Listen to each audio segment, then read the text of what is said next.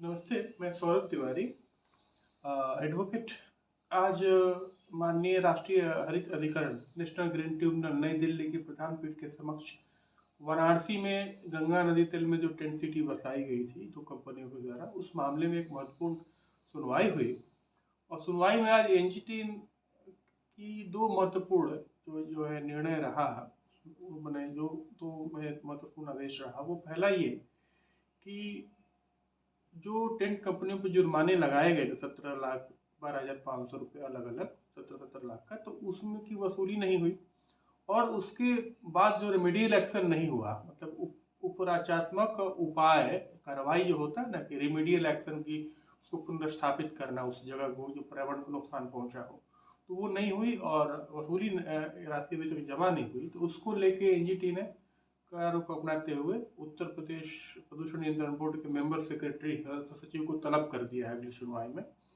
और जो दूसरा महत्वपूर्ण निर्णय ये रहा कि एनजीटी ने सुनवाई में जो है पर्यावरण मंत्रालय भारत सरकार के वकील के जवाब से असंतुष्ट होकर जो है पर्यावरण मंत्रालय भारत सरकार पर 25,000 का जुर्माना लगाया है और 1 सप्ताह का समय जवाब के लिए दिया है कि आखिर कछुआ जो सेंचुरी वहां थी, अभयारण्य था, वो डीनोटिफाई आपने कर कैसे दिया? अगर किया तो फिर कछुआ गायब कहाँ हो गए, कैसे हट गए वहां पे कछुआ?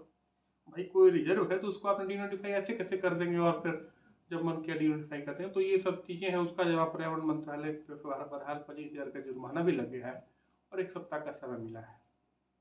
जो तीसरा महत्वपूर्ण पहलू है वो कि याचिकाकर्ता की तरफ से जो है मेरे माध्यम से जो दायर किया गया था आपको